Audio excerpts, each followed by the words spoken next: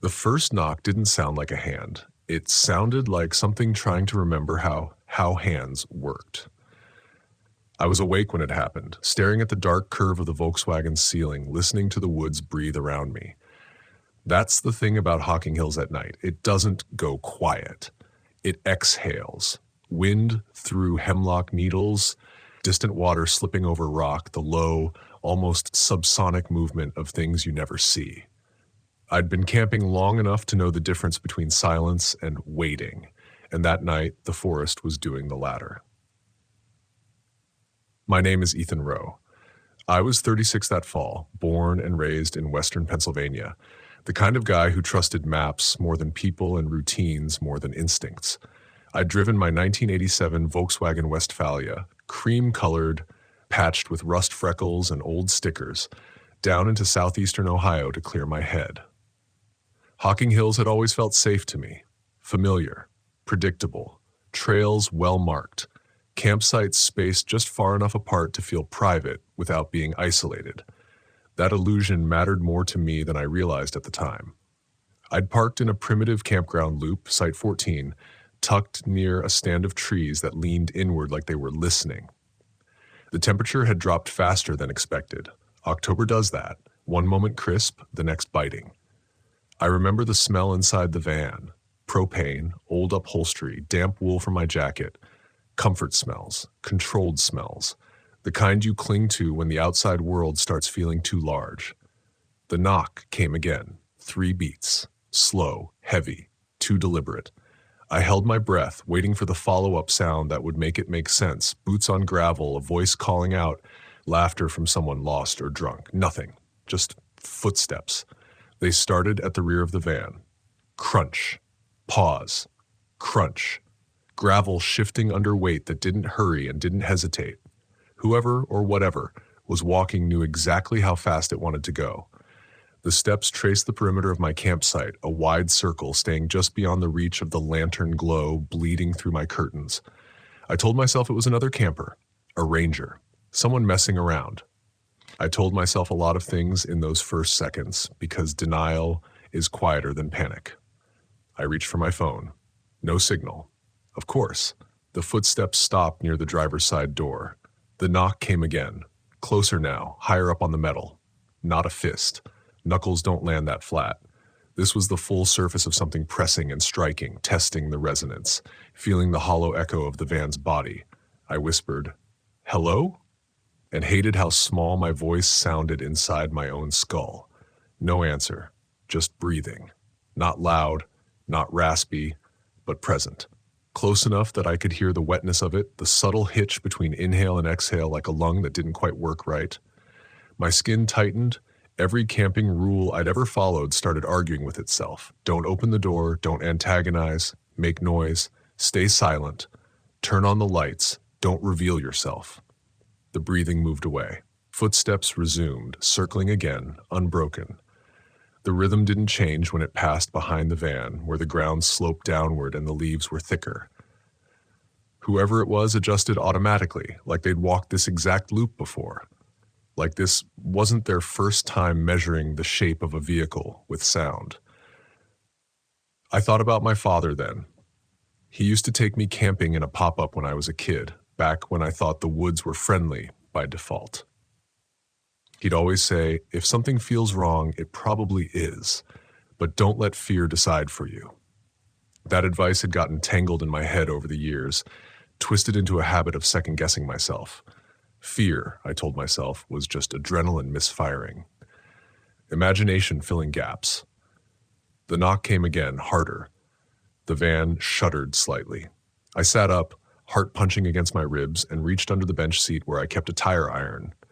The metal felt colder than it should have, like it had been waiting. My hands were shaking, and I hated that too. I'd driven thousands of miles alone in this van, slept in desert heat, mountain snow, truck stop shadows. I dealt with coyotes yipping so close they sounded like they were inside the walls. None of that had made me feel like this, like the space inside my own body was shrinking. "Go away," I said, louder now, aiming for steady. "You're not welcome here." The footsteps stopped. For a long moment, nothing happened. The forest leaned in. I could smell damp earth seeping through the seals, sharp and mineral. My breath fogged faintly in the cold air. I almost convinced myself it was over. Then the knock came from the rear door again, followed immediately by something else. A sound I still can't comfortably name. It was close to a voice, but wrong in its pacing, stretched thin and uneven, like someone imitating speech without understanding the purpose of words. A low murmur that rose and fell, testing tones the way fingers test keys on a piano. My stomach dropped. That was the moment suspicion tipped into dread. Animals don't do that. People don't either. Not unless they're trying to be cruel or clever or something worse. I pressed my back against the van's interior wall, as if proximity could somehow keep it from noticing the exact location of my body. The murmuring followed the curve of the vehicle, never stopping, never speeding up. I realized then that it wasn't just circling the van. It was listening. Every tiny movement I made, the shift of fabric, the catch in my breath, felt amplified, broadcast through the thin aluminum skin. I imagined it pausing, head tilted, cataloging the sounds I made when I was afraid, learning them. The knock returned, sudden and violent, right beside my head. The van rocked. Panic surged, hot and immediate, burning through whatever calm I'd been hoarding. I scrambled for the keys, my fingers clumsy, the metal clinking too loud as I dropped them once, then twice. The murmuring stopped abruptly. Silence, the kind that presses on your ears until you're not sure if you've gone deaf or the world has decided to hold its breath. I froze, keys clutched in my fist, every muscle locked. My mind raced through options. Start the engine, honk the horn, flash the lights. But each choice felt like a flare fired straight into the dark, announcing exactly where I was and how desperate I'd become. I hated that calculation. Hated that part of me was still trying to be reasonable when something outside had already abandoned the rules. A single footstep crunched closer. Right up to the door. Something leaned against the van. Not slammed, not shoved, just rested its weight there, casual, confident. The metal creaked softly under the pressure. I could picture it then, not clearly, but enough to know I didn't want to see it. A shape pressed too close, occupying the space where the door handle lived. The handle twitched. Just once. Not enough to open it. Just enough to let me know it understood how doors worked. I squeezed my eyes shut, my pulse roaring so loud I was sure it could hear it through the walls. The cold felt sharper now, biting through my clothes, crawling up my spine. Whatever was outside wasn't in a hurry. It had all the time in the world. And that's when I heard something else, another sound from deeper in the woods answering the first. A matching murmur, distant but unmistakable, threading its way through the trees like a reply. They weren't alone.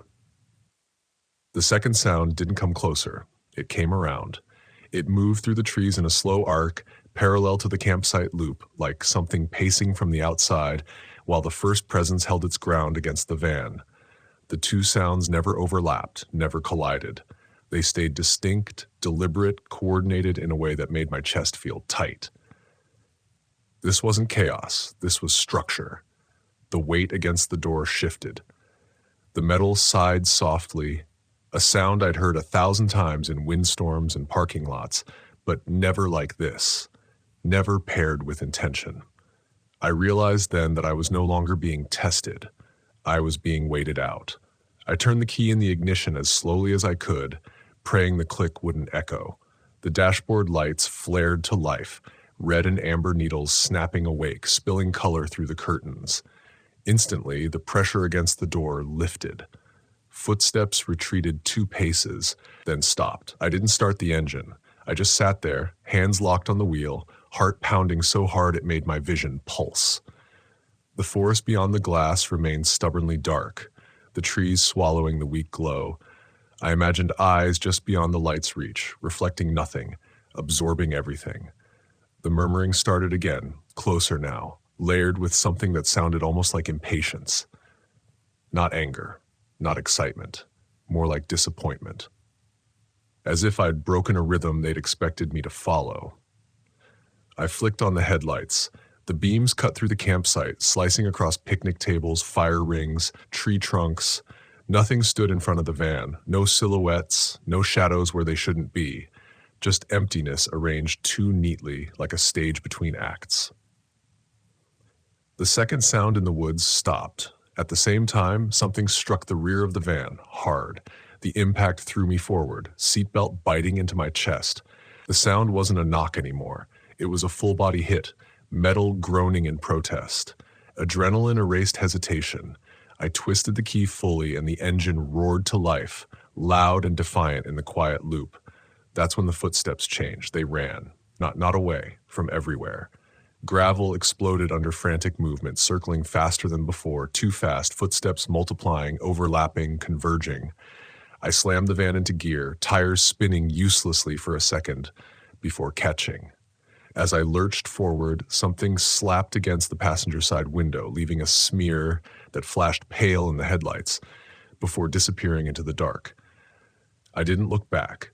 The road out of the campground felt longer than it should have, the trees crowding closer, the beams of my headlights carving tunnels through branches that seemed to reach for the van as I passed. Every shadow looked like motion. Every bend felt like an ambush waiting to happen. I kept expecting another impact, another weight against the body of the vehicle, but none came. When I hit the main road, I didn't slow down. I drove until the forest thinned and the world felt wider, until the sky started to pale at the edges with the first hint of morning.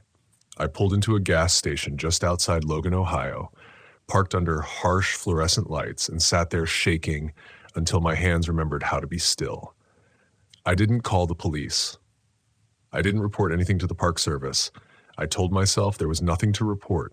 No faces, no words, no proof. Just fear and noise and the kind of certainty that can't be documented. I filled the tank, bought burnt coffee I didn't drink, and drove straight home without stopping. For weeks afterward, I slept badly. Every knock, neighbors, deliveries, tree branches, sent a spike of panic through me. I avoided the van. When I finally forced myself back inside it, the smell had changed. The familiar comfort was gone, replaced by something sour and metallic, like old rainwater trapped somewhere it shouldn't be. I cleaned and aired it out, scrubbed every surface, but the feeling lingered. I replayed that night endlessly, searching for a rational explanation that could sit comfortably in my mind.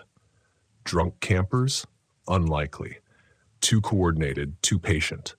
Wildlife? No animal I know understands door handles or mimics voices with intent. People messing around? Maybe. But the thought didn't bring relief. It brought something colder.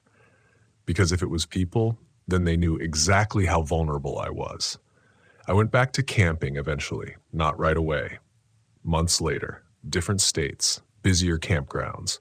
I learned to park closer to others, to trust my instincts sooner, to leave at the first sign that something felt off instead of waiting for proof. I stopped romanticizing isolation, stopped believing that solitude was always a virtue. But Hocking Hills stayed off my map. Sometimes, late at night, I still think about the rhythm of those footsteps, the way they never broke stride, never rushed, never revealed themselves. I think about how the forest seemed to participate, how the sounds carried and bent, as if the trees themselves were complicit. And I wonder how many people hear strange things out there and convince themselves it's nothing, they're choosing comfort over caution.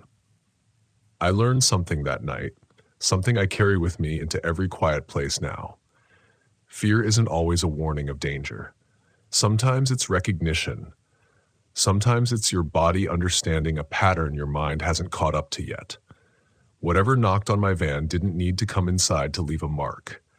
It just needed me to hear it. I didn't understand how close I came to disappearing until much later, when distance gave the memory edges sharp enough to cut.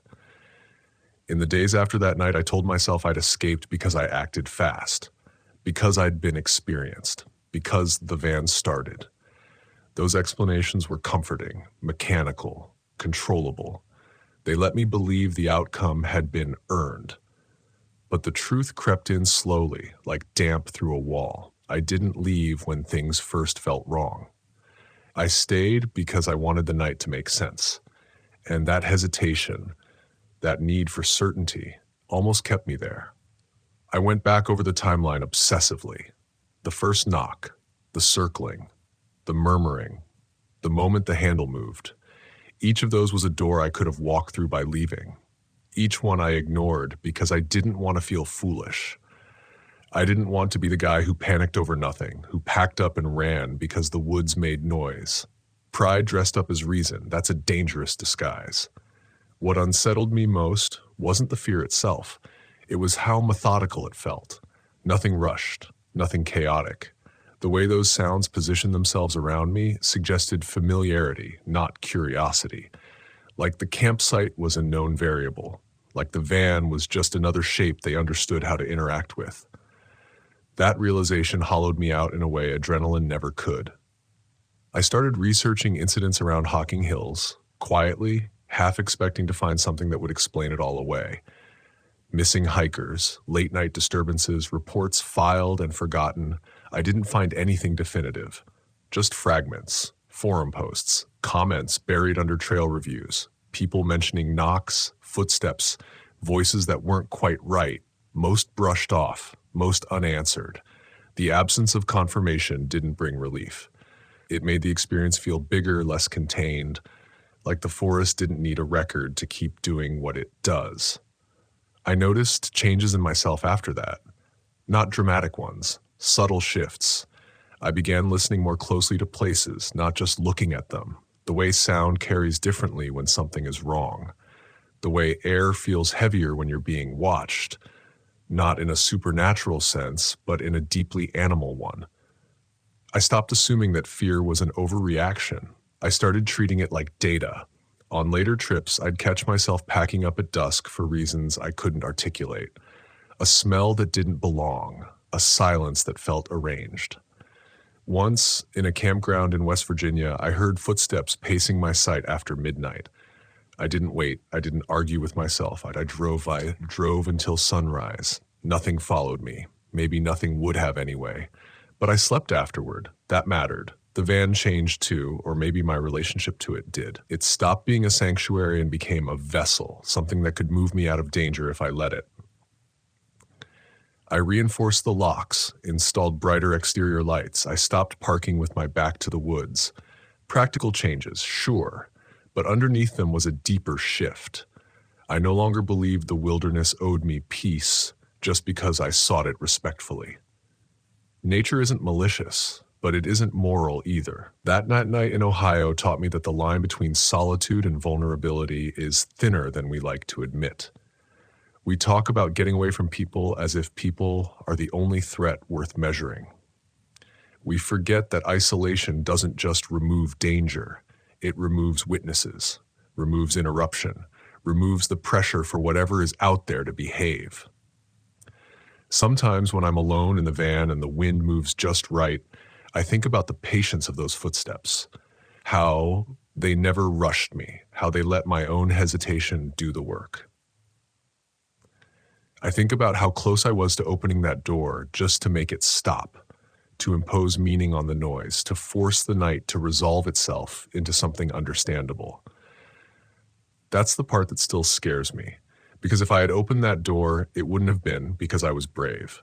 It would have been because I wanted relief more than safety, because I wanted certainty more than survival.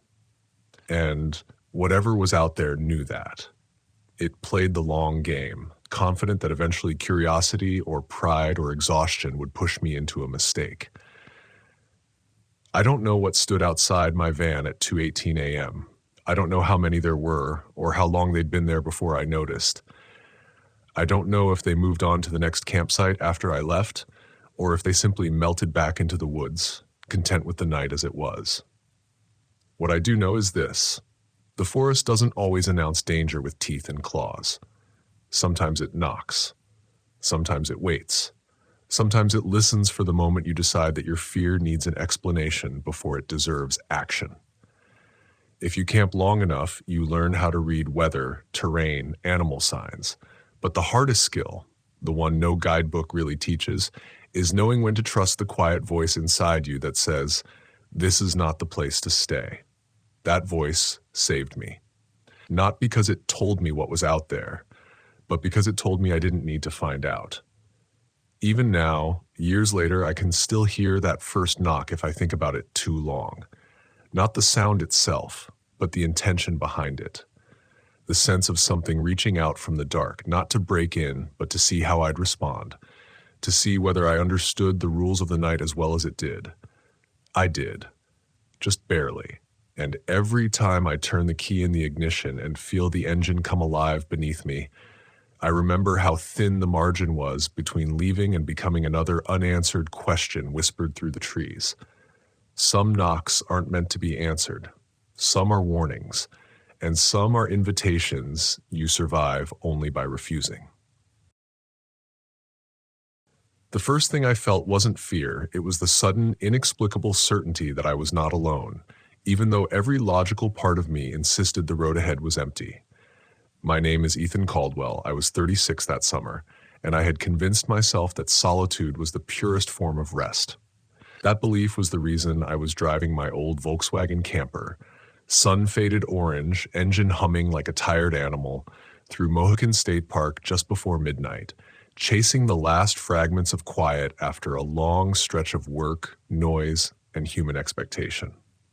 I'd grown up in Ohio, not far from these woods, and there was a comfort I associated with them, a childhood familiarity that made me feel protected, like the land remembered me, and because of that, it wouldn't harm me.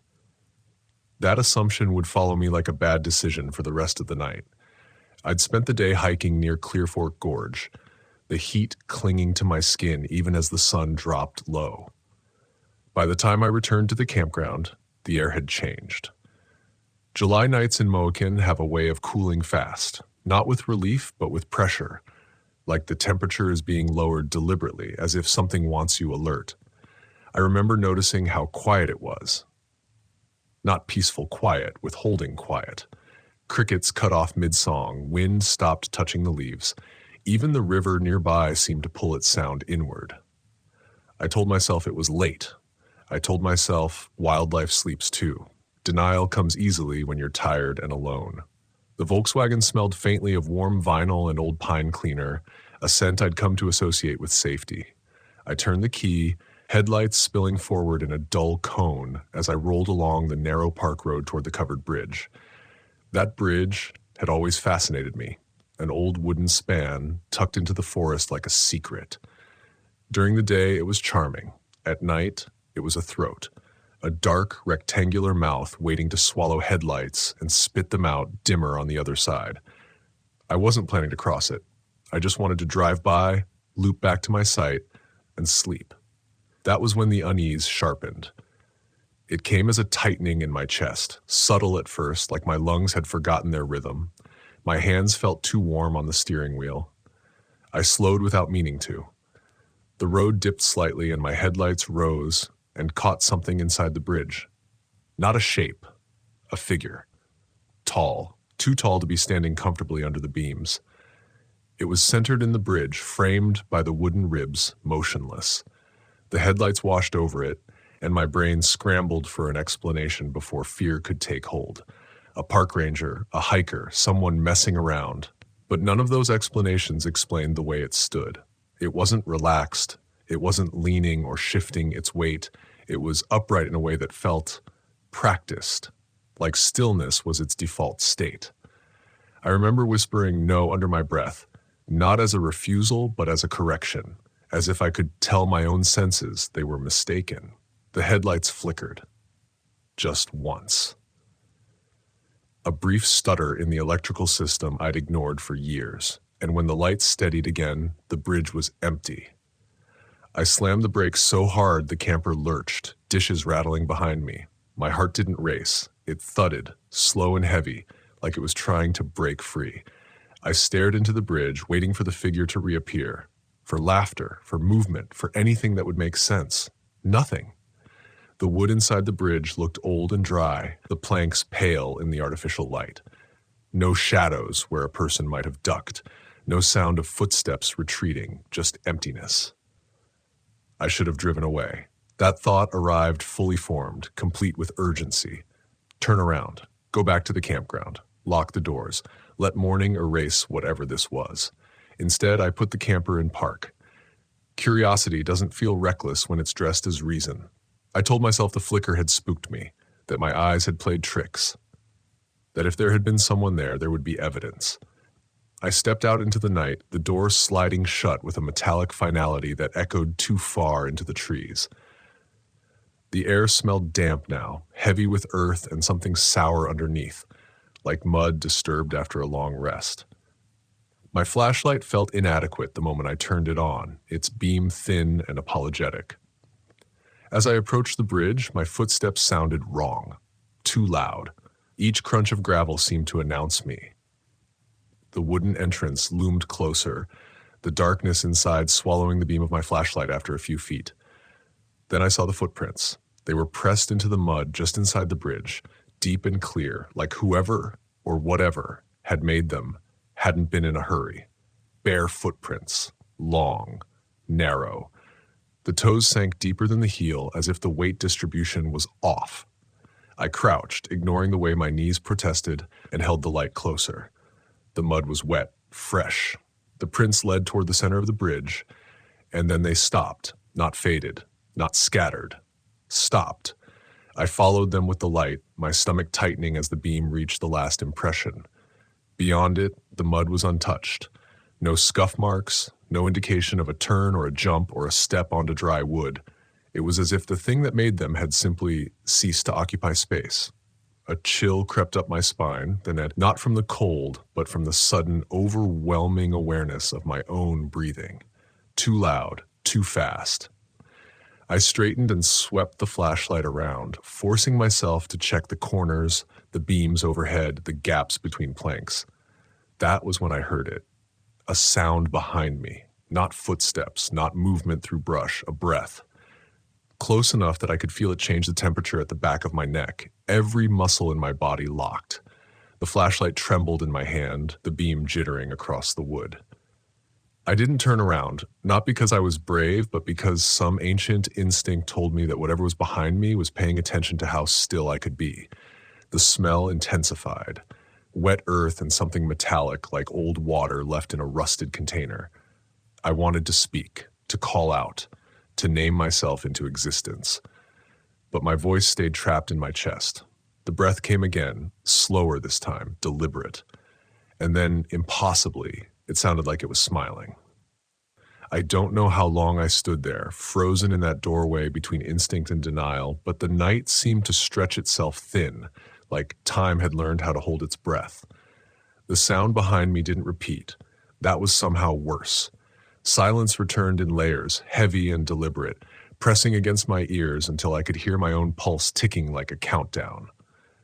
I told myself, quietly, desperately, that fear was inventing patterns, that the woods had 1,000 ways of tricking a tired mind. I told myself not to turn around. Then the smell shifted. It wasn't just damp earth anymore.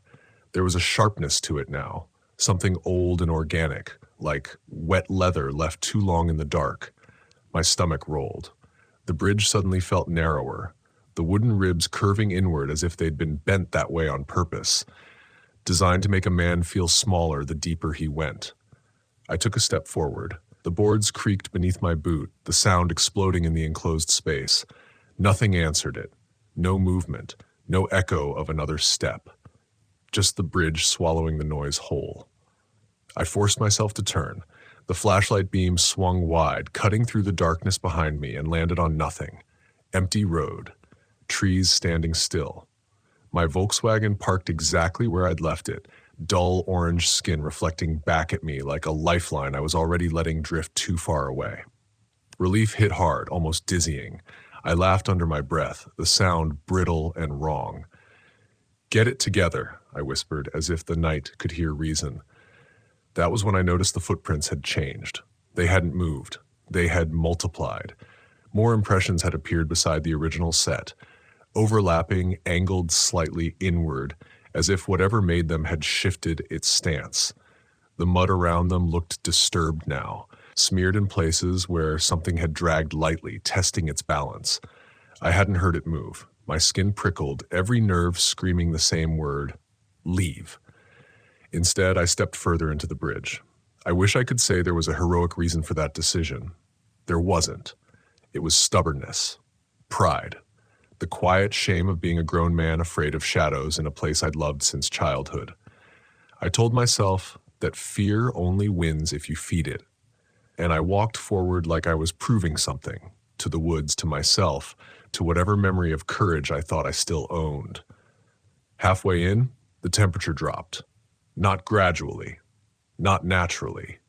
It felt like a curtain, cold air pouring down my spine and settling in my bones. My breath fogged instantly, thick white clouds that lingered longer than they should have. I rubbed my arms, feeling goosebumps rise under my sleeves, and noticed something else, something deeply wrong. The bridge smelled occupied, not just old wood and moisture. There was a living density to the air now, like stepping into a room that had just been vacated by someone who didn't want to leave. The flashlight beam flickered again, weaker this time, and I slapped the side of it with my palm, heart jumping when the light steadied. "Hello?" I called out, my voice barely more than a scrape. The word didn't echo. It sank. That's the only way I can describe it.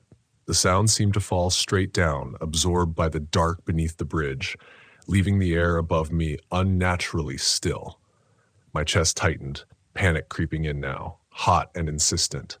Then I heard the footsteps, slow, measured, wood pressing against wood. They came from deeper inside the bridge, just beyond where my light could reach. Each step was deliberate, spaced evenly apart, like whoever was walking had all the time in the world. I stood there, frozen again, my mind racing through explanations that collapsed as fast as they formed. A prank, a hiker, someone else exploring late at night. None of those explanations accounted for the weight in those steps. The boards didn't creak the way they did under my boots. They groaned, a low complaint that vibrated up through my legs. I backed up a step, then another, my heel catching on a raised plank. I stumbled, barely catching myself, and the footsteps stopped. Silence. I could feel it then, attention. Not eyes, exactly. Pressure. Like the air itself had turned its focus on me, leaning in to observe what I'd do next. My mouth went dry. The flashlight shook in my hand again, and this time it dimmed instead of brightened. "No," I said, louder now. "I'm leaving." The words felt important. Declared, like a boundary. The footsteps resumed, closer. I turned and ran. Panic doesn't feel dramatic when it takes over. It feels efficient. My body moved before my thoughts could catch up, boots slamming against the boards as I bolted toward the entrance.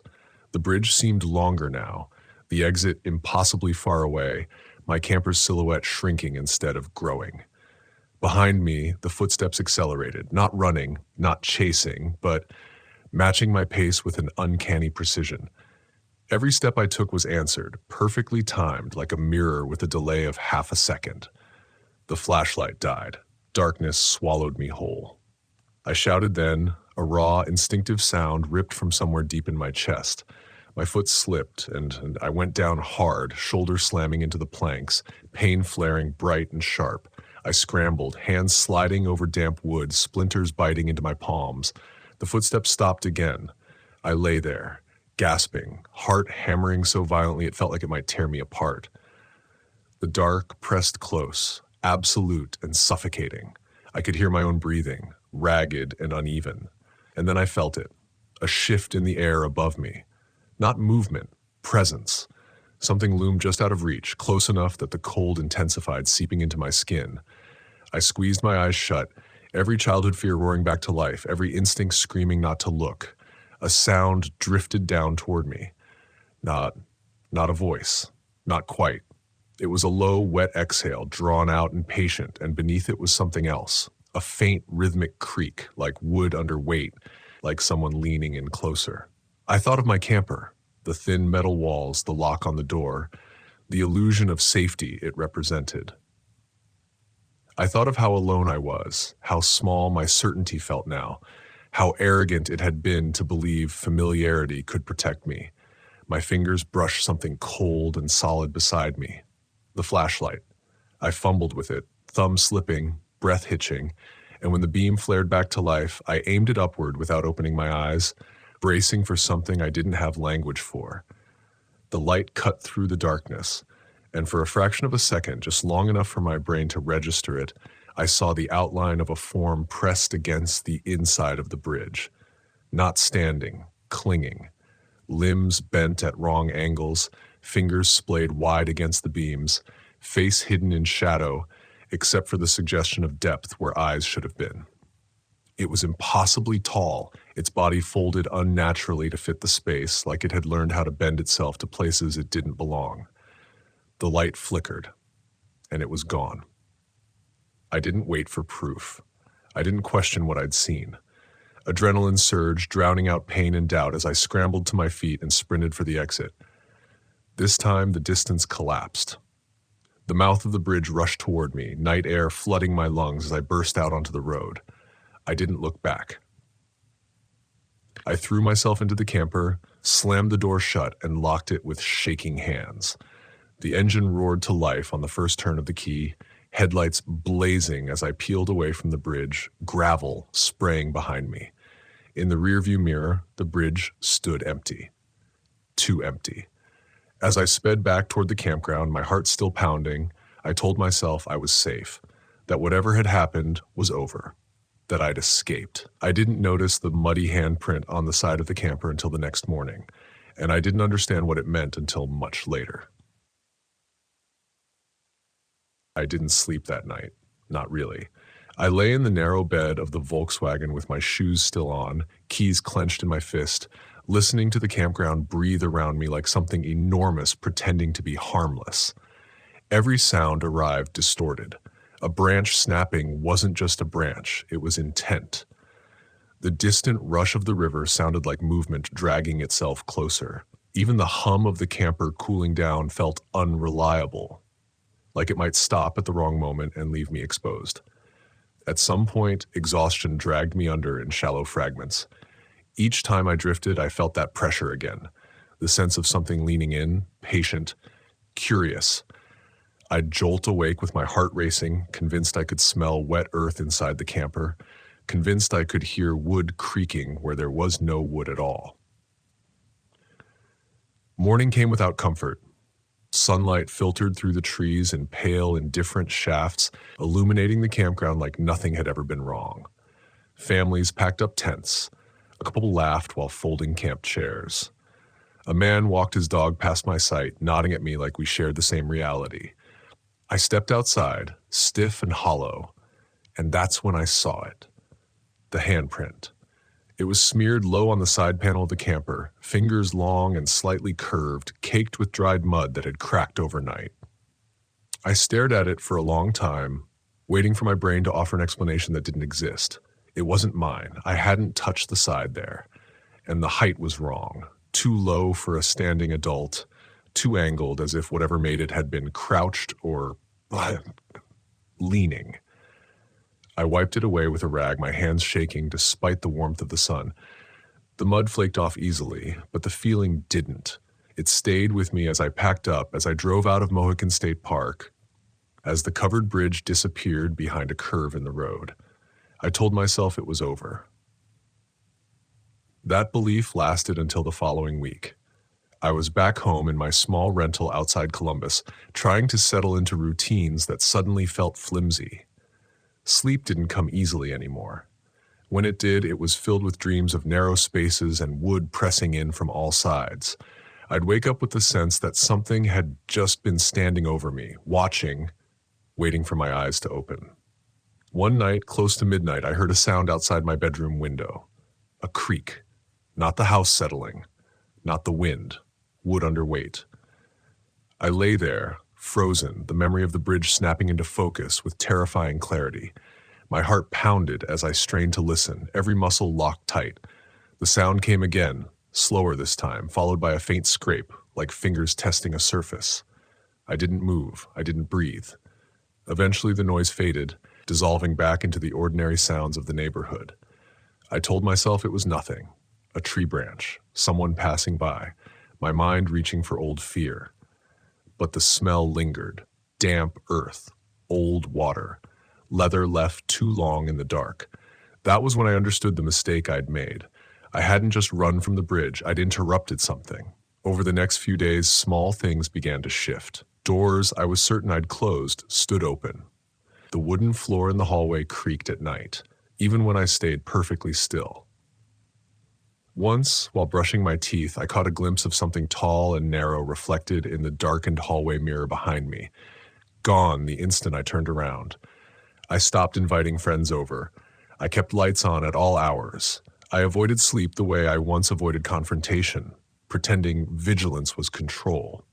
It wasn't. The breaking point came a month later, when I finally worked up the courage to look into the history of that bridge. I didn't want folklore. I didn't want ghost stories dressed up for tourists. I wanted records, reports, something solid enough to anchor what I'd experienced. What I found was worse.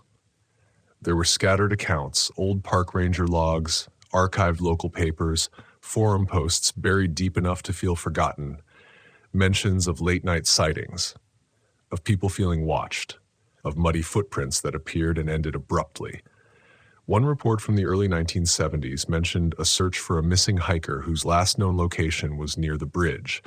They never found a body, just disturbed earth and impressions in the mud that didn't match any shoes. What chilled me wasn't the pattern. It was the detail repeated across decades. The thing didn't follow unless it was seen. The bridge, it seemed, was a boundary, a threshold. Whatever lingered there wasn't meant to be dragged into the open, wasn't meant to be illuminated and named. Those who glimpsed it briefly went home shaken but untouched. Those who lingered, those who stepped inside, who challenged the silence, sometimes reported things that followed. I closed my laptop and sat in the dark, the weight of understanding settling in my chest. I had gone inside. I had shined a light, and I had run. Not away, but through. The decision I made next wasn't brave. It was necessary. I sold the Volkswagen, not because I hated it, but because it carried too much memory, too much proximity to that night. Watching it drive away with someone else behind the wheel felt like severing a thread I hadn't realized was still taut. I stopped camping alone. I avoided covered bridges entirely. I learned to listen to that quiet, insistent voice that recognizes when curiosity turns into trespass. Over time, the disturbances lessened. The smells stopped. The sounds faded into the background noise of ordinary life. Sleep returned in cautious stages, each full night a small victory I didn't celebrate out loud. But some things never fully left. Even now, years later, I can't stand in narrow wooden spaces without feeling that familiar pressure at my back. I don't linger when headlights catch unexpected shapes on the road. And when I camp, always with others now, I pay close attention to the land itself, to the way it responds. Because the lesson wasn't that the woods are dangerous, it's that they are inhabited. By histories, by presences, by rules, we don't get to rewrite just because we're passing through. That night in Mohican State Park taught me that fear isn't always a warning to run. It's sometimes a warning to respect. There are places that exist to be crossed quickly, acknowledged quietly, and left undisturbed. And if you ever find yourself driving late, headlights sweeping across a covered bridge, and you see something standing perfectly still inside, tall, patient, waiting, don't slow down. Don't flicker the lights. And whatever you do, don't step inside trying to prove you're alone. Because some things aren't meant to chase you. They're meant to watch and see if you choose to leave. And if you don't, they remember the way out. The first thing that felt wrong was the knock, because it wasn't urgent and it wasn't polite, and it came at a time of night when nothing good ever asks for your attention. It was 1:05 in the morning, and I was lying on my back inside my old Volkswagen Rialta, staring at the faint glow of the ceiling vent, listening to Lake Erie breathe in the darkness beyond the trees. My name is Evan Mercer. I was 39 that summer, and I had been on the road alone for nearly 6 weeks, drifting through Ohio state parks to quiet my head after a year that had taken more from me than I admitted out loud. East Harbor was supposed to be easy. Flat land, predictable campsites, families during the day, silence at night. That's why I chose it. The knock came again. 3 taps, measured, patient. Not a ranger knock. Rangers knock like they mean business. Hard, official, impatient. This was slower, like whoever was on the other side knew I was awake already, or would be soon. I didn't move at first. I held my breath and listened to the cooling engine tick beneath the floor, the faint hum of my battery fan, the soft slap of water somewhere beyond the dunes. My instincts stirred, but I pushed them down the way I'd learned to over the years by explaining them away. Campgrounds had hosts. Hosts made rounds. Hosts knocked on doors. I slid the curtain back just enough to peer through the side window. A man stood there in the spill of my porch light, wearing a brown jacket and a brimmed hat pulled low. He looked ordinary in the way people do when they don't want to be remembered. Middle-aged, average build, hands clasped behind his back like he was waiting for a conversation to begin. I cracked the window an inch. "Yeah? Evening," he said, voice calm, almost rehearsed. "Camp host, just making the rounds. Wanted to remind you to lock your doors tonight." That should have been reassuring. Instead, something in me tightened. "Everything okay?" I asked. He smiled, but it didn't quite reach his eyes. "Just precaution, we've had a few incidents.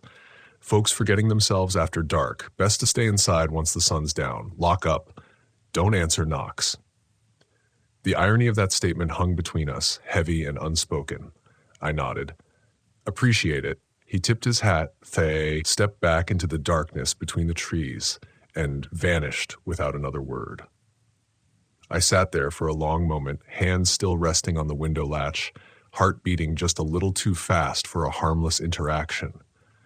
The air inside the RV felt different now, thicker, like it had absorbed something it didn't want to hold. I told myself I was tired, too many miles, too much silence. When you travel alone long enough, your brain starts inventing threats just to feel useful. I locked the doors anyway. Sleep didn't come easily after that. Every sound outside seemed amplified, the wind shifting through the cottonwoods, a distant splash from the shoreline, the occasional crunch of gravel that might have been a raccoon or might not have been. I kept replaying the man's voice in my head. "Don't answer knocks." It felt less like advice and more like a warning he knew I wouldn't fully understand until it was too late. At some point, I must have drifted off because the next thing I remember was waking to the smell. It wasn't smoke, it wasn't rot, it was something faintly metallic like wet pennies and lake water seeping through the cracked roof vent. I sat up slowly, heart already racing, and checked the time. 3:17 a.m. The campground was dead quiet. No wind, no insects, the kind of silence that presses against your ears until you start to hear your own pulse. Then came the footsteps. Slow, deliberate, crunching gravel in a pattern that told me someone wasn't lost, they were circling. I reached for my phone, thumb hovering over the flashlight icon, and froze when the beam of light swept across my front windshield from the outside. Not a flashlight, a lantern. The glow moved past, lingering just long enough to cast distorted shadows across the interior of the RV. My breath caught in my throat as the footsteps stopped directly outside my door. A pause.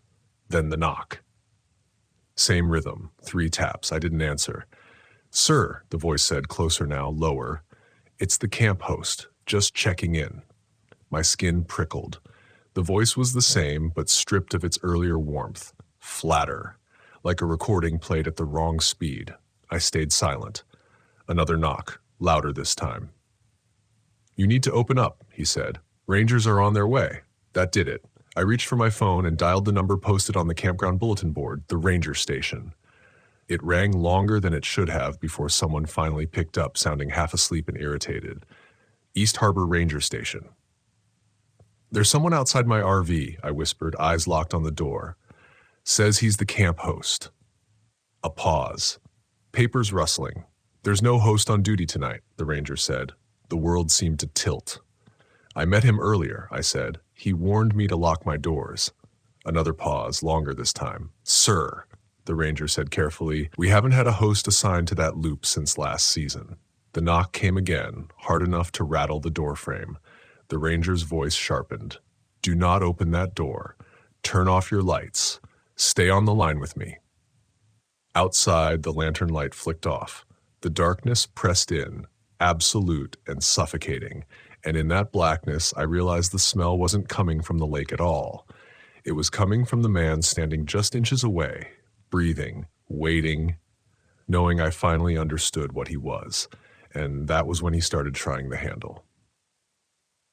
The handle turned slowly, deliberately, as if whoever was on the other side wanted me to hear every fraction of movement, to feel the test, the patience, the certainty. Metal whispered against metal. The lock held, but the sound of it being challenged sent a jolt through my chest that made my hands shake. "Sir?" the ranger whispered through my phone speaker. "What's happening now?" "He's trying the door," I said, barely louder than my own breath. "Okay, stay with me. Do not engage. Do not speak to him." Outside, the handle stopped. Silence returned, thicker than before, like the night itself was leaning in to listen. I held my breath, counting seconds that stretched and warped until I wasn't sure if time was moving forward at all. Then came the smell again, stronger now. Damp, metallic. It seeped through the seams of the door, through the vents clinging to the back of my throat. I pressed my sleeve to my mouth and nose, heart hammering so hard I was sure he could hear it. A soft scraping sound followed, fingertips maybe dragging along the side of the RV. Slow. Curious. Learning the shape of it. Learning where I was inside. I closed my eyes and fought the urge to curl inward, to disappear into myself. I'd learned a long time ago that panic narrows your world until there's nothing left but fear. I forced my breathing to slow, even as every instinct screamed at me to run, to do something. The ranger's voice came back, tense now. "Units are en route. ETA 10 minutes. 10 minutes might as well have been 10 hours.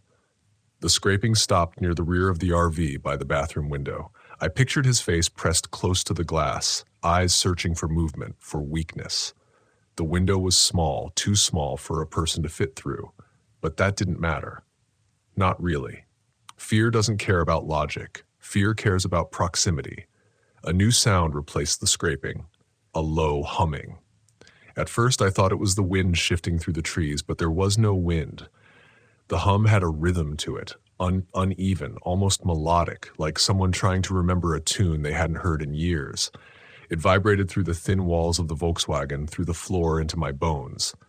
"What is he doing?" the ranger asked. "Humming," I said, my voice breaking despite my efforts. The humming grew louder, closer. I felt it through the mattress beneath me, a physical presence that made my skin crawl.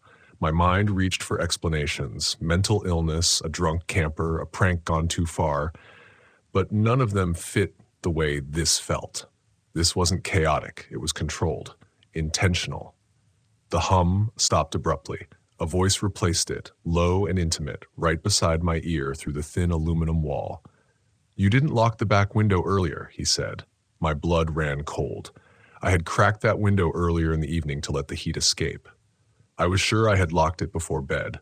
Sure is a dangerous word at 3:30 in the morning. I slid off the bed silently and crept toward the back of the RV, every step measured, my muscles screaming with tension. I didn't turn on a light. I didn't need to. The darkness felt like my only ally now. The window latch was turned, unlocked. A shadow moved across the frosted glass, slow and distorted. Fingers pressed against it from the outside, leaving faint smears in the condensation. The glass bowed slightly inward, just enough to remind me how thin it really was.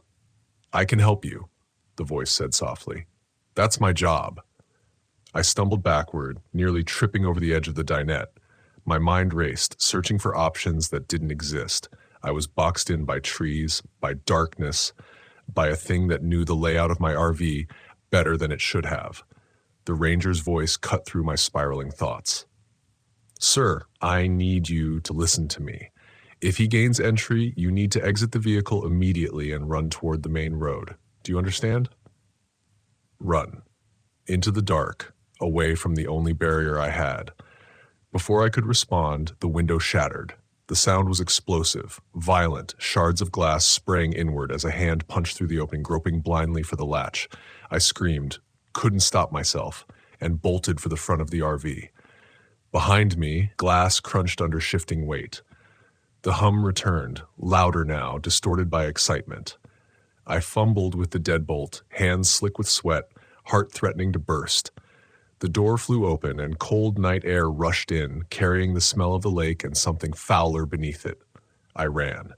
Barefoot, half-dressed, I sprinted down the gravel road, my phone still clutched in my hand, the ranger shouting directions I barely registered. The campground transformed around me. Trees became looming silhouettes, campsites warped into dark pits that could hide anything. Footsteps followed.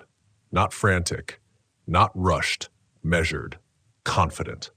I glanced back once and saw him emerging from between the trees, lantern in hand once more, face illuminated just enough for me to catch a glimpse of something that made my stomach drop. He was smiling. Not wide, not manic, satisfied. I pushed harder, lungs burning, legs screaming as the main road finally came into view. Headlights appeared in the distance, red and blue flashing against the darkness like a promise. The footsteps slowed. I reached the edge of the road just as a ranger truck screeched to a halt beside me. Hands grabbed my shoulders, pulled me back, voices overlapping in sharp commands. I collapsed onto the gravel, shaking uncontrollably, and watched as the beam of flashlights swept the tree line where the man had stood moments before. There was nothing there. No lantern, no footprints beyond my own frantic trail, no broken branches or disturbed brush. It was as if the night had swallowed him whole. They searched for over an hour. Dogs. Flashlights, radios crackling with frustration. They found my RV vandalized, window shattered, door open, no sign of anyone else. At dawn, as I sat wrapped in a blanket on the tailgate of a ranger truck, one of the older officers crouched in front of me, his expression heavy with something that looked like regret. "You're not the first," he said quietly. "What do you mean?" I asked, my voice hollow. "Every few years," he said, "someone reports a host warning them about the night. Same description, same words. They never catch him. They never find evidence. But people who ignore the warning, sometimes they don't make it to the road. I left East Harbor that morning without packing properly, without looking back. I drove until the sun was high and the world felt solid again, but something in me had shifted permanently. I learned that night that instincts are not superstition. They're memory passed down through blood and bone. I learned that some places remember things and some things never leave. And I learned that not every uniform means safety, and not every knock deserves an answer. Even now, years later, I still lock my doors before dusk. I still flinch at measured knocks. And when the night is quiet enough, when the air smells faintly of metal and water, I swear I can hear that low, patient hum waiting for someone new to forget what darkness can wear when it wants to be let in. I didn't stop driving until my hands cramped around the steering wheel and my eyes burned from staying open too long. The sun climbed higher, bleaching the sky into something harmless and blue. But it didn't reach me. Not really. Light doesn't fix what night rearranges inside you. It just shows you what survived. I pulled into a rest area south of Toledo sometime mid-morning and sat there with the engine off, listening to it tick as it cooled, the same way I had listened to it the night before. Only now the sound didn't comfort me. It reminded me how thin the walls were, how easily something patient could wait on the other side.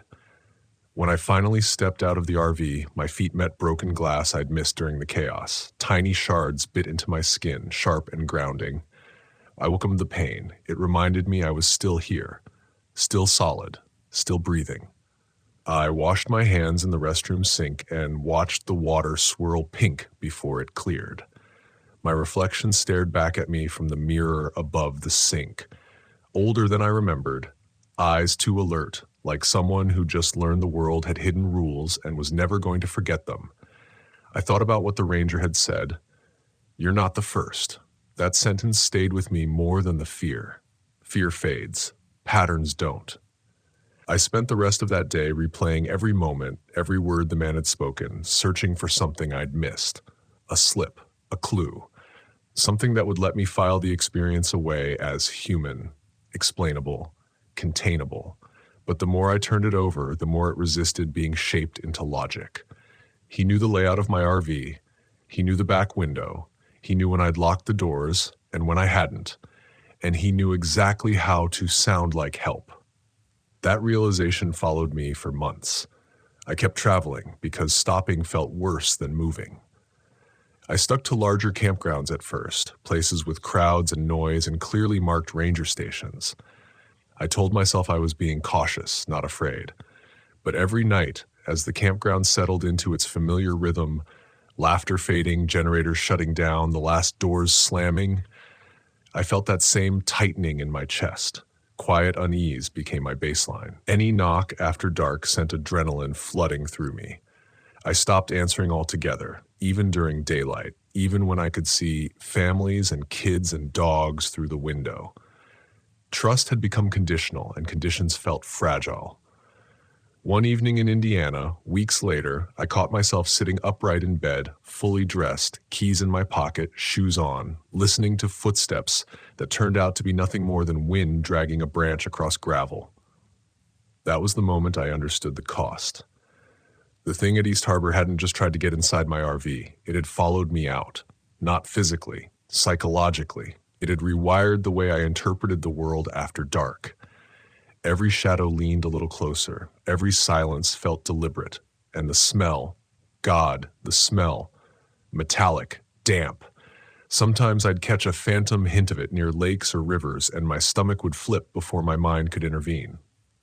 I considered quitting the road altogether, but something stopped me.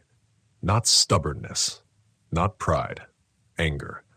I realized one night, parked alone in a Michigan forest, that if I let that experience end my love for camping, then whatever wore that camp host's face had taken more from me than a moment of fear.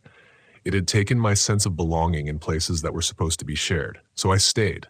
I adapted. I learned to arrive before sunset and leave before full dark when I could. I memorized the sound of official ranger vehicles versus civilian ones. I started carrying a weather radio, not for storms, but for the comfort of a human voice that followed rules and schedules. And I learned to trust a specific feeling, the one that settles low in your gut before your thoughts catch up. Not panic, recognition. It happened again late that fall, in a different state, a different park. I was parked near a tree line, cooking dinner with the windows open, when I heard footsteps approach from the rear of the RV. Casual. Unhurried. My body reacted before my mind did. I shut the windows, locked the doors, and stepped back without making a sound. The footsteps stopped. A man's voice called out, friendly, a little too smooth. Camp host, just checking on folks before quiet hours. My heart hammered, but my thoughts were clear. No host on duty tonight, I said through the door. Silence. Then retreating steps. I watched through the windshield as a figure melted back into the trees, never turning around. That night, nothing else happened. But I understood then that East Harbor wasn't an isolated story. It was a pattern that depended on one thing above all else: access. Places like campgrounds are liminal by nature, temporary homes, rotating strangers, a culture built on trust and shared silence. That's what makes them beautiful. That's also what makes them vulnerable. Some things learn that. I don't tell this story to scare people away from the road. I tell it because fear, when understood, becomes a tool instead of a cage. Because there's a difference between paranoia and awareness, and the line between them is drawn by experience. East Harbor State Park still exists. Families still camp there. Kids still ride bikes down the loops at sunset. Most nights pass without incident. That's the truth. But truth doesn't cancel possibility. If you camp long enough, you learn that the land listens. That sound carries differently after midnight. That help doesn't always knock the way you expect it to. And if someone ever comes to your door after dark, wearing authority like a costume, asking you to unlock the only thing standing between you and the unknown, remember this: real help doesn't rush you. Real help can be verified. Real help doesn't mind waiting in the light. The night at East Harbor taught me that survival isn't about strength or speed. It's about discernment, about listening to the quiet voice inside you that says something isn't right, even when everything looks normal, especially when everything looks normal.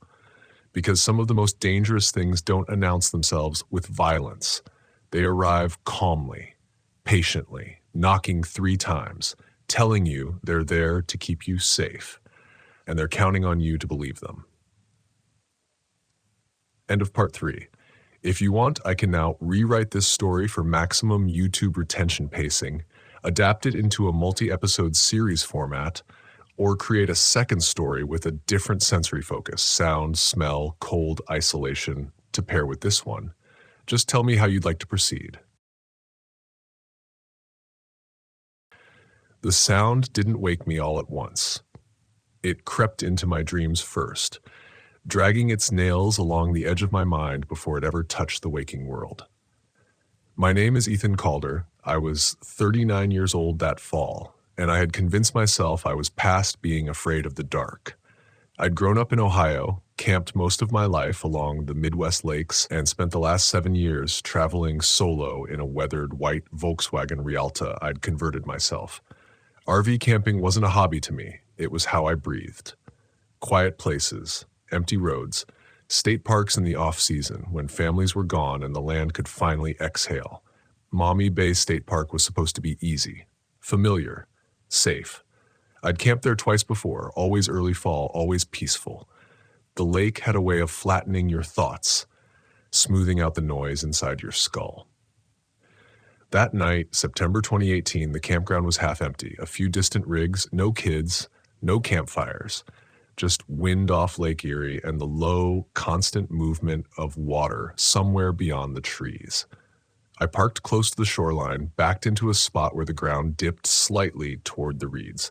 I remember noticing how the air smelled heavier than usual, like wet iron and rotting leaves, and telling myself it was just the season changing.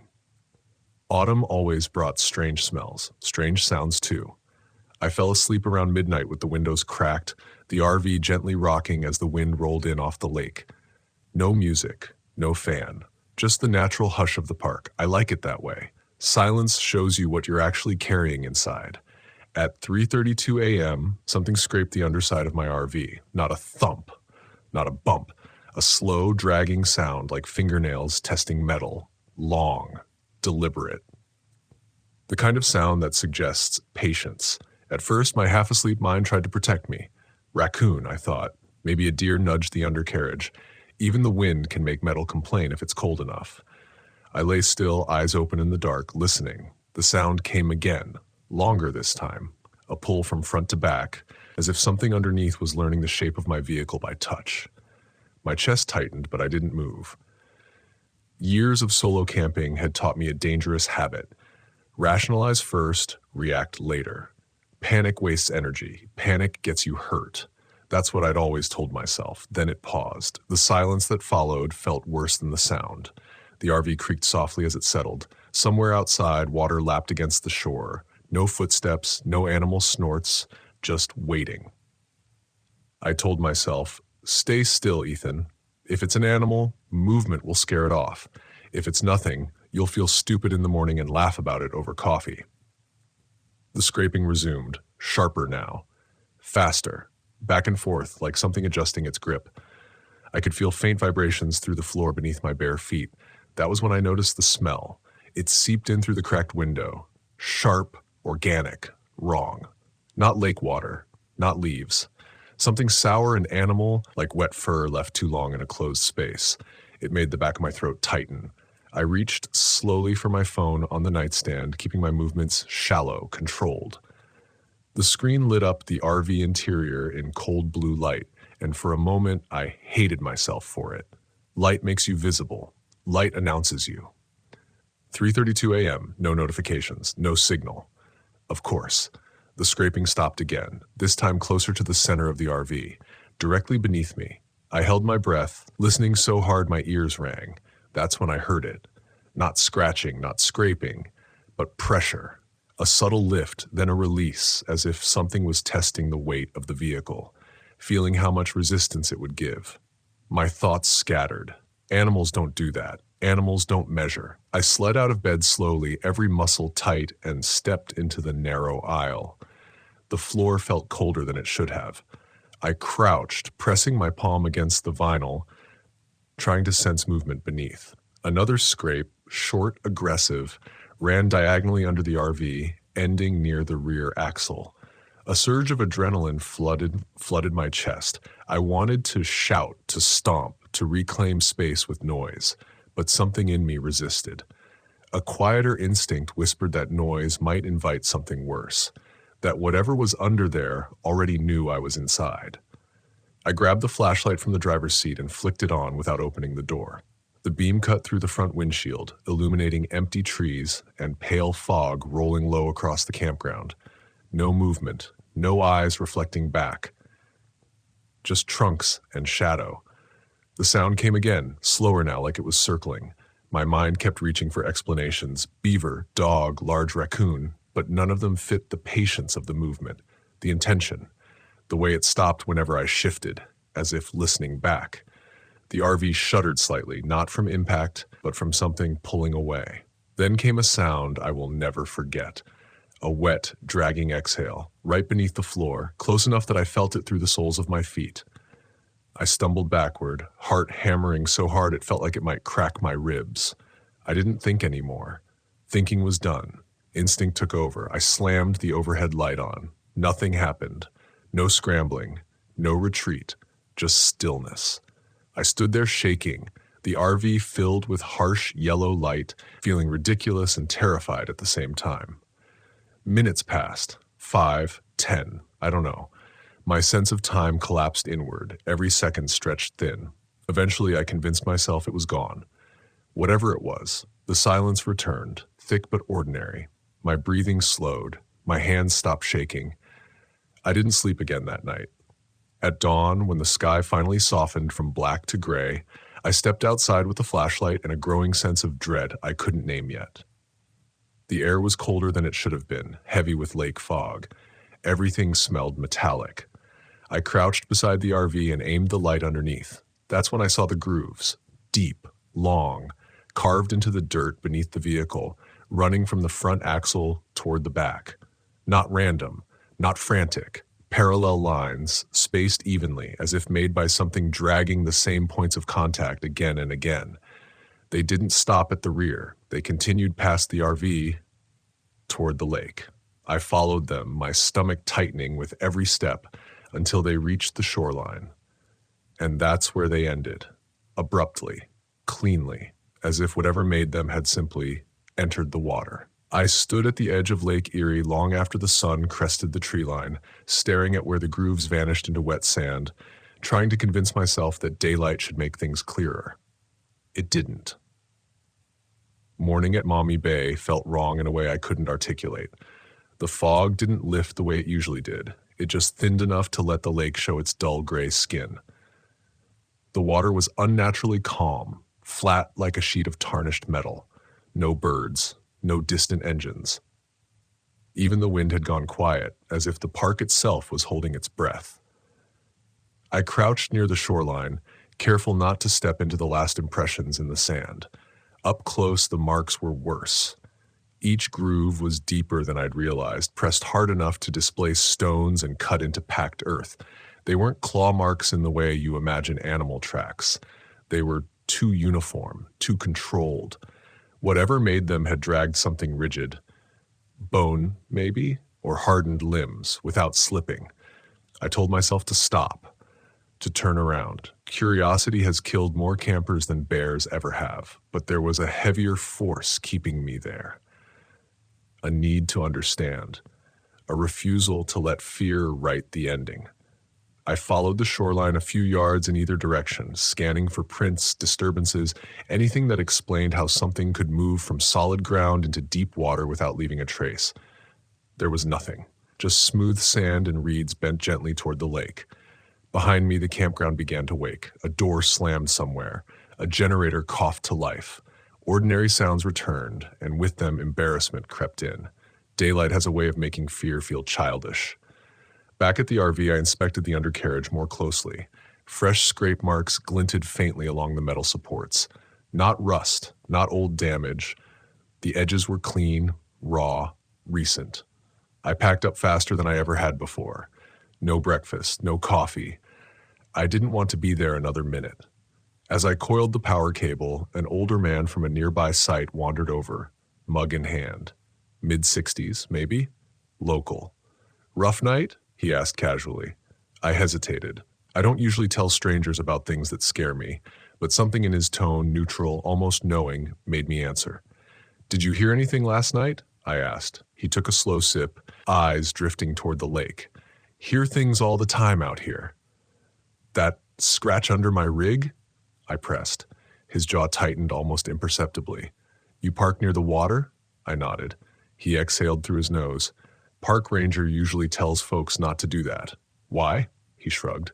Ground shifts, old drainage tunnels. Animals move different near the shoreline. It was a neat answer. Too neat. He didn't meet my eyes when he said it. I left without another word. For the next few hours, as I drove south away from the park, I kept replaying the night in my head, editing it, softening it, trying to sand down the sharp edges until it fit into something manageable. That's what we do when fear threatens our identity. I was an experienced camper. I was careful. Things like that didn't happen to people like me. By noon, I'd almost convinced myself it was a large animal. By evening, I'd turned it into a story I'd probably never tell anyone. Until the smell came back.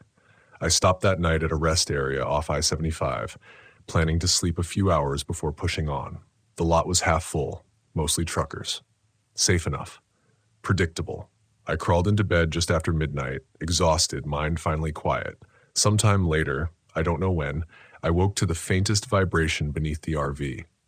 Not scraping, not sound, movement, slow, rhythmic, like something brushing along the underside as it passed.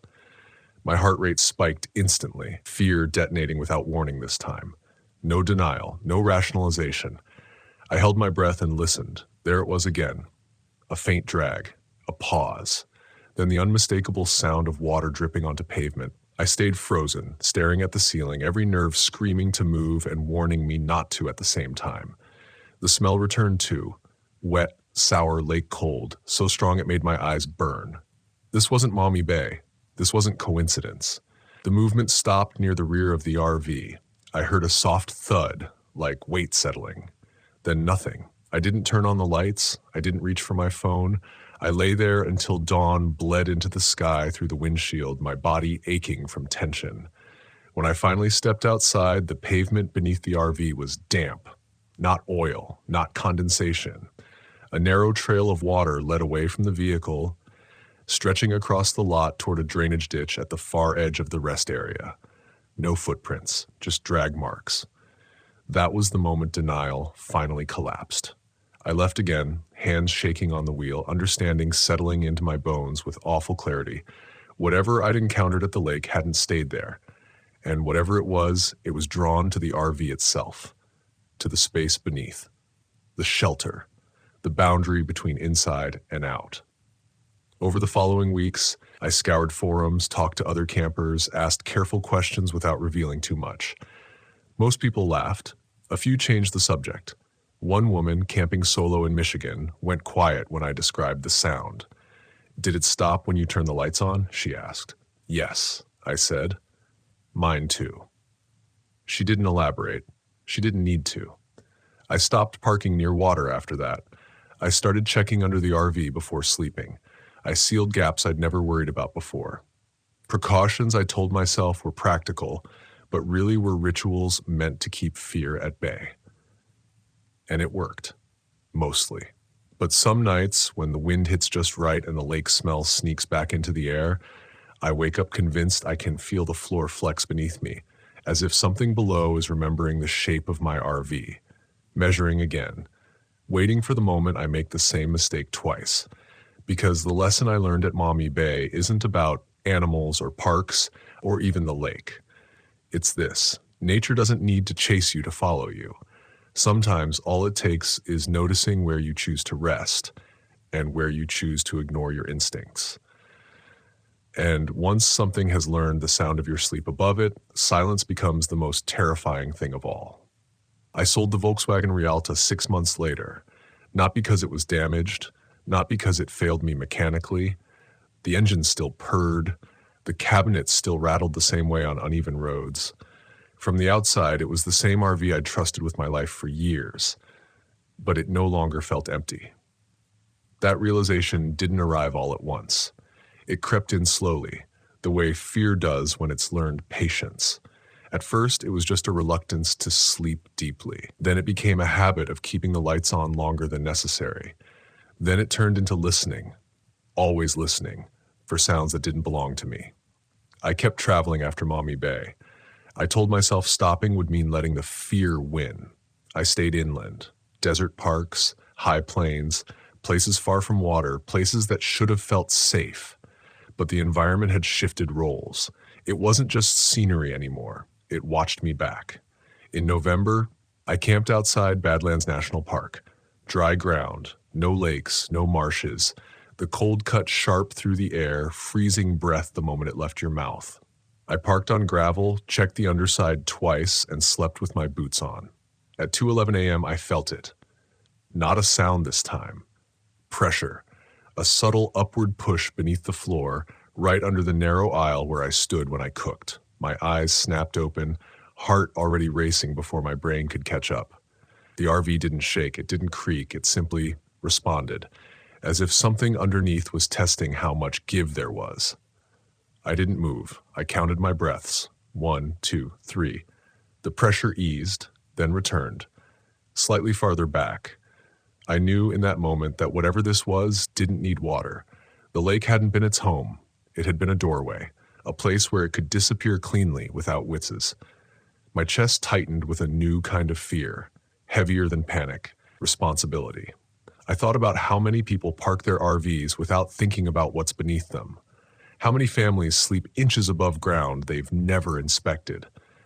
How many of us trust that the boundary between inside and outside is solid just because it's familiar? The pressure slid away, slow and deliberate. I didn't sleep again that night. By winter, the encounters became rarer, but sharper. Once in Utah, I heard a single scrape along the rear axle, so brief I almost convinced myself it hadn't happened. Another time in New Mexico, the smell returned without any accompanying sound, thick enough to wake me from a dead sleep. Each time it stopped when I turned the lights on. That detail haunted me most. It understood response, understood awareness. It wasn't blind. The breaking point came in early March, parked overnight near a closed rest area in northern Arizona. Snow dusted the ground, muting sound, turning the world into something soft and deceptive. I was exhausted, worn thin. Fear had become a constant companion, whispering even when nothing happened. Sometime after midnight, the RV rocked gently, not wind, not uneven ground, rhythmic, controlled. I sat up slowly, every muscle screaming. The rocking stopped immediately. A beat passed. Then came 3 slow scrapes beneath the RV. Not searching, not testing, knocking. I don't know why that was worse than everything else. Maybe because knocking is a language. Maybe because it implies expectation. I slid out of bed and stood in the aisle, heart pounding so hard it blurred my vision. I pressed my palm against the wall to steady myself. "Go away," I whispered, hating how small my voice sounded. Silence. Then pressure, stronger this time. The RV tilted almost imperceptibly, just enough to feel, just enough to say, "I can move you if I want to." Something inside me snapped. I slammed every light on at once, flooding the RV in harsh brightness, and for the first time since Maumee Bay, I did something different. I opened the door. Cold air rushed in, biting and clean, carrying the sharp scent of snow and pine. I stood there, heart hammering, staring down at empty ground, nothing beneath the RV. No movement, no sound, but the snow told a story I couldn't ignore. Beneath the center of the vehicle, the snow had been compressed, not by weight, but by repeated contact. Smooth, flattened patches where something had pressed itself upward again and again, and leading away from it toward a stand of trees were drag marks. They stopped abruptly at the tree line. I stood there shaking, door wide open, realizing something with terrifying clarity. It didn't follow me everywhere. It followed hesitation.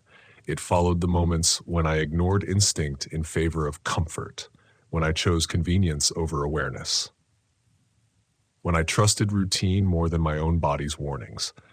I closed the door, locked it, and sat on the edge of the bed until dawn. No more denial. No more pretending this was just an animal or coincidence or stress. Fear, I finally understood, isn't just a reaction. It's information, and I'd been dismissing it for months.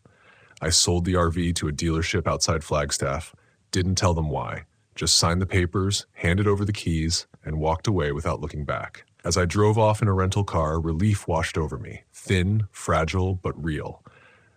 I thought that would be the end of it. It wasn't. Because fear doesn't disappear when the threat is gone. It stays, reshaped into caution, into memory. Even now, years later, I can't sleep in a parked vehicle without checking the ground beneath it.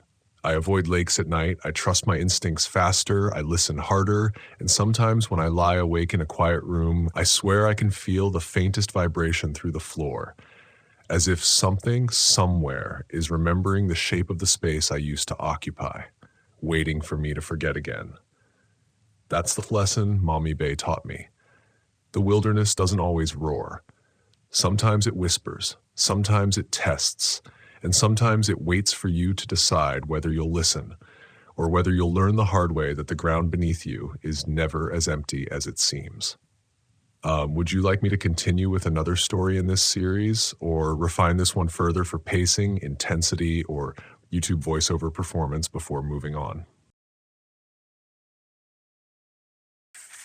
The first sound didn't scare me because it was loud. It scared me because it was wrong. I had just shut off the engine, and the forest settled the way it always does when a vehicle stops breathing. That soft, pressurized quiet. The kind that makes you aware of your own heartbeat, the way your ears ring slightly, like the world is holding its breath with you. I remember resting my hands on the steering wheel of my old Volkswagen camper van, listening to the ticking metal as it cooled, convincing myself this was peace. That this was why I came out here. My name is Elliot Graves. I was 36 that spring, living out of Columbus, Ohio, and camping alone had become my way of outrunning a life that felt too loud, too crowded, too watched.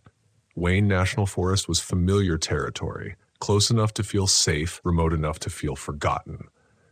I'd camped there dozens of times, usually sticking to established sites. But that night, I went deeper. A narrow spur road I hadn't noticed before curved off the main gravel stretch like a secret, and I followed it without thinking too hard about why.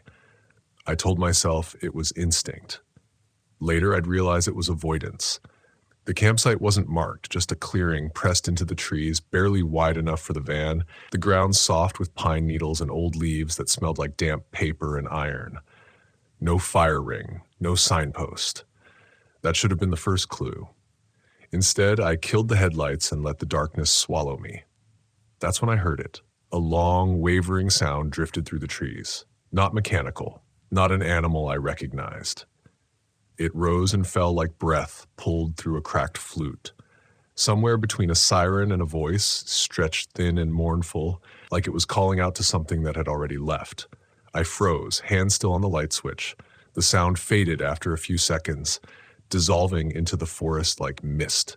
No echo, no follow-up, just gone. I laughed quietly, to myself mostly out of reflex. Wayne National Forest wasn't untouched wilderness. There were roads, trails, hunters, night hikers. Sirens carried from towns miles away sometimes. Wind did strange things to sound. I'd read about that. I told myself that. Still, I didn't turn the lights back on. I climbed out of the van slowly, boots sinking into the soft ground.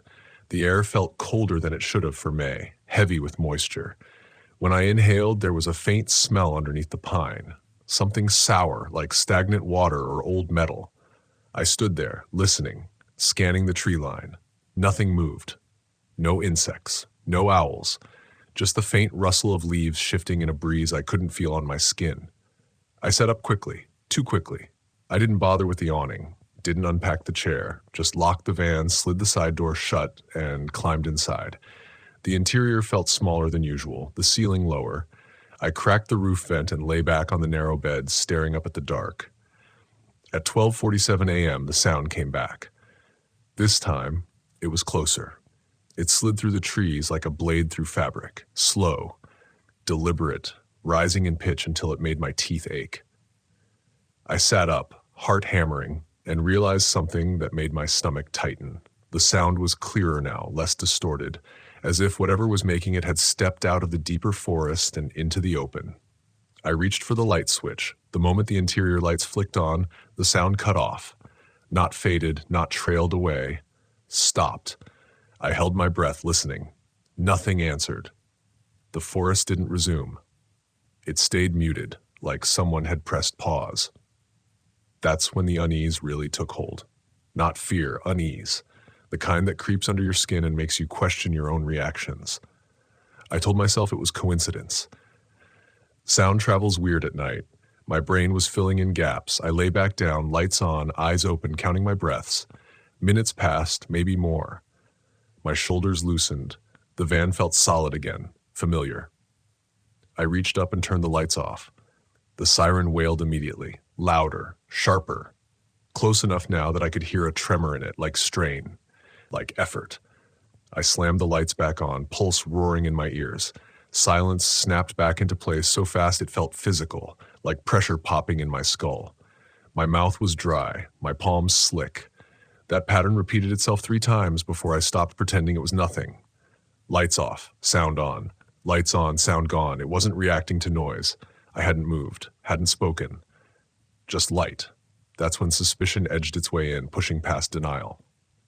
I started thinking about trails, about how light carries through trees, about how something out there could be using that, tracking when campers went dark, watching for the moment people made themselves invisible. I didn't want to believe that. The alternative felt safer. Animal, equipment, prank, anything but intention. I cracked the curtain just enough to look out. The darkness beyond the glass felt thick, layered. The trees stood too still, their trunks pale in the starlight, like ribs. Somewhere out there, beyond what I could see, the siren waited. I stayed like that for a long time, lights on, back pressed to the wall, listening to my own breathing. The smell outside seemed to seep in now, wet, sour, mixed with something faintly sweet, like rot masked by pine cleaner. My skin prickled, not from cold, but from the awareness of being observed. At some point, exhaustion tugged at me. I told myself I couldn't stay awake all night, that nothing had actually happened. I set a rule. I'd leave the lights on low and try to sleep. I don't know how long I was out when the knock came. Not loud, not aggressive. 3 slow taps on the side of the van, metal to metal. My eyes snapped open. The siren didn't sound. The forest stayed silent. I lay there, muscles locked, listening for another knock. None came. I swallowed and told myself it was a branch, an animal brushing past, anything. Then I heard breathing, not inside the van, outside, close, slow, measured. It didn't sound like exertion. It sounded like someone standing still, regulating their breath. I slid my hand toward my phone, careful not to move the mattress. My fingers shook as I unlocked the screen. The glow felt blinding in the dark. No signal. Just the time, 1:32 a.m. The breathing continued, right outside the thin metal wall, syncing with my own before I realized it. In, out. In, out. I held my breath. So did it. That was the moment unease tipped fully into dread. I didn't turn on the lights. I didn't make a sound. I just lay there, understanding on a visceral level that whatever was out there wasn't confused, wasn't lost, and wasn't accidental. It was waiting. And it knew exactly where I was. I stayed frozen long enough that my muscles began to ache, the kind of slow burn that comes when your body wants to move but your mind won't let it. The breathing outside didn't change. No shuffle of feet. No cough. Just that steady, deliberate rhythm, so close to the thin metal skin of the van that I could almost feel it vibrating through the wall. I don't know why I did it, but I reached up, slow, careful, and flicked on the interior light. The breathing stopped instantly. Not retreated, not moved away, stopped. The silence afterward was worse. It rang in my ears, thick and pressurized like the air before a storm breaks. I waited for footsteps, for anger, for something human. Nothing came. I forced myself to sit up, my back slick with sweat despite the cold, and listened until my heart slowed enough that I could hear again. That's when the siren wailed. Not from a distance, from somewhere close enough that it wrapped around the van, pressing in through every seam, every vent, every thin place where rubber met metal. It wasn't loud in a violent way. It was intimate, vibrating, resonant, like it was meant to be felt more than heard. The pitch climbed and dipped in uneven waves, and underneath it was something else now, something raw and strained, like a throat pushed beyond what it was built to do. My hands flew to my ears, but it didn't help. The sound wasn't just airborne, it felt internal, like it was echoing through my chest cavity, tugging at old nerves, stirring something panicked and animal. I shouted without meaning to, just a sharp, broken sound. The siren cut off. My shout hung in the air for a second longer, then fell dead. I was left panting, light still on, throat burning. My brain raced, trying to find rules, patterns, anything I could use to predict what came next. Light mattered. Sound mattered. Silence mattered. Control mattered. I swung my legs off the bed and stood, swaying slightly as the world caught up with me. The van felt too small now, like a trap rather than shelter. I grabbed my keys from the counter, metal clinking loud in the quiet, and hesitated. Starting the engine meant noise, light, commitment. But staying meant waiting. I moved to the driver's seat and peered out the windshield. At first, I saw nothing. Then my eyes adjusted. Just beyond the weak reach of my headlights, at the edge of the clearing, something stood between the trees. Not fully in shadow, not fully lit. The shape was wrong. Not quite human, not quite animal. Too tall in the torso, too narrow at the shoulders. It didn't move, but the siren began again, softer this time, lower, like it was coming from inside a chest rather than a mouth. I realized with a sick lurch that the sound wasn't echoing through the forest. The forest was echoing it. I couldn't see a face, no eyes, no features, just a suggestion of a head tilted slightly, as if listening for my reaction. The smell hit me then, stronger now, unmistakable. Rot, layered with something chemical, like old batteries left in water. It seeped through the vents, coating the back of my tongue. I turned the headlights on full. The siren died mid-note. The shape was gone. No retreat. No movement. Just absence, like it had never been there at all. I slammed the ignition and the engine roared to life, the sudden sound almost painful. The headlights carved deeper into the trees, illuminating trunks, brush, nothing else. My hands shook so badly I had to grip the wheel with both of them to keep from stalling.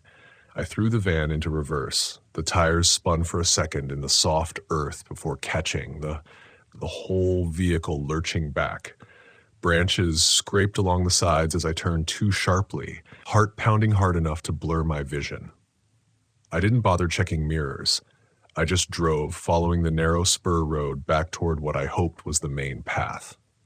That's when the siren returned, behind me now, chasing the van, rising and falling in tempo with my speed. When I accelerated, it sharpened. When I slowed for a bend, it deepened, stretching out, patient. The road twisted tighter than I remembered, the trees closing in, their branches reaching overhead like ribs forming a tunnel.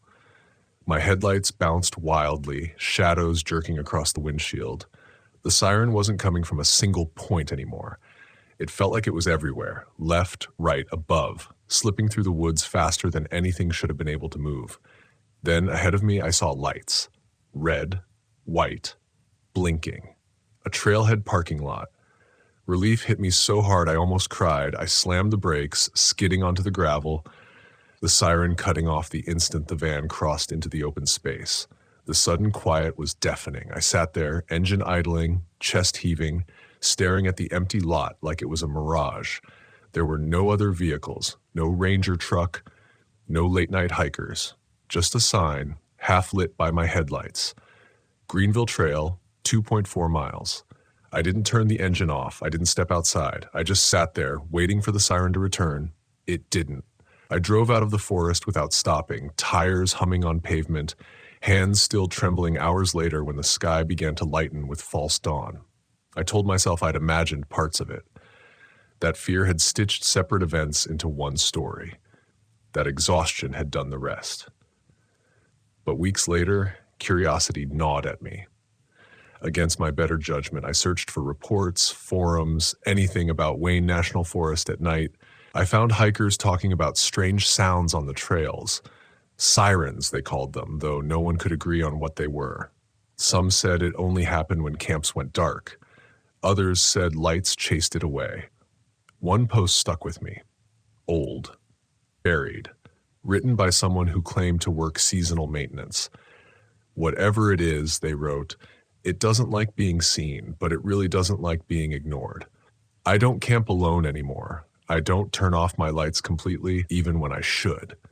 And sometimes, late at night, when traffic noise fades just right and the world gets too quiet, I swear I hear that wavering note drifting through the distance. Not loud, not close, just enough to remind me. Some things don't hunt with teeth or claws. Some things call, and all they need is for you to listen. I didn't go back to Wayne National Forest for a long time, but the forest came back to me anyway. Not in dreams, not at first. It showed up in quieter ways, in moments when my guard was down, when I was brushing my teeth late at night and the house felt too empty, when I shut off the lights in a room and waited for my eyes to adjust, holding my breath without realizing why. It wasn't sharp. The memory wasn't sharp anymore. It didn't replay cleanly. It lingered like a pressure change, like something unfinished inside my chest. For months, I told myself I'd escaped something external. It took longer to realize I'd carried part of it out with me. I kept camping, but never alone. I switched forests, switched states, stayed in busy campgrounds where generators hummed and kids ran past my site even after dark. Noise became a comfort. Disorder, too. I bought brighter lanterns, left porch lights on. Slept with the curtains open so I could see shapes instead of imagine them. Still, sometimes, always around that same hour, just before 1 a.m, I'd wake up with the sense that something was waiting for me to stop paying attention. It wasn't fear anymore. It was suspicion turned inward. I started questioning my instincts, wondering if I'd overreacted, if I'd mistaken coincidence for intent. I'd always trusted my gut before, but now I kept interrogating it, sanding down its warnings until they felt dull and manageable. There's a comfort in believing you were wrong. It gives the world its edges back. That comfort didn't last. It was late October when the confirmation came, months after Wayne, in a campground outside Hocking Hills. A different forest, different terrain, same state. I was there with 2 other campers I barely knew, parked in a loose semicircle near a trailhead. We shared a fire, swapped small talk, laughed about city stress and bad knees. Normal things, human things. At 12:43 a.m., one of them joked about how quiet it had gotten. At 12:47, the siren sounded. It was faint this time, distant, almost polite. Both of them went still. "You hear that?" the woman asked, her voice too casual. I didn't answer right away. My throat tightened, the memory snapping into place with sick precision. Same pitch, same wavering rise and fall. The sound that didn't belong to any throat built for speech. "Probably a siren," the other guy said. "Town's not that far," but his eyes never left the tree line. The sound drifted closer, threading through the woods like a needle through fabric. The fire crackled, loud in contrast. Embers popped and jumped, casting sharp shadows that felt suddenly aggressive. "Let's just turn in," I said too quickly. "Early hike tomorrow." No one argued. Lights clicked on around the clearing as people retreated to their rigs. The siren faltered, thinned, then went silent. I stood there longer than I needed to, heart pounding, staring into the dark beyond the firelight. I realized something then that I hadn't allowed myself to think before. It wasn't following me, it was responding. The environment shifted when we did. Light disrupted it. Attention disrupted it. The siren wasn't just a sound. It was a test, a probe, something that searched for absence, for gaps where it could exist without resistance. Back in my van that night, I didn't sleep. I sat upright, lights on, listening. Nothing came, but the forest felt strained, like a held breath that hadn't been released. In the morning, I asked the woman if she'd heard anything else overnight. She hesitated, then nodded. "Sounded closer when I turned my light off," she said. "I thought I was imagining it." I didn't tell her about Wayne. I didn't tell anyone. Some stories lose power when you speak them out loud. Others gain it. I didn't know which kind this was, and I wasn't willing to find out. What I did instead was start paying attention to patterns, to habits, to the way people camp without thinking about what they're signaling. Darkness feels natural to us. It feels honest, like rest. But out there, it's also a declaration. It says no one's watching, no one's listening. I don't believe the thing in Wayne National Forest was a monster in the way people like to imagine monsters. I don't think it wanted blood. I don't even think it wanted bodies. I think it wanted acknowledgement, sound without witness, presence without resistance. And I think it learned a long time ago that humans give it exactly what it needs when they convince themselves nothing is wrong. The lesson I took from that night isn't heroic. It isn't brave. It's quieter than that. Trust the discomfort before it becomes fear. Don't rationalize the pattern away just because you don't like what it implies, and never mistake silence for safety, because some things don't chase you. They wait for you to disappear. Even now, years later, I camp differently. I leave a light on, even when it draws bugs, even when it feels wasteful. I choose sites where the forest doesn't press too close, and when the world goes quiet in that specific, loaded way, when the night feels like it's leaning in instead of settling back, I don't stay to prove anything to myself. I leave. Because somewhere out there, in places where trees have learned the sound of that siren and learned to echo it, something is still listening for the moment we decide to go dark. And it remembers what happened the last time I did.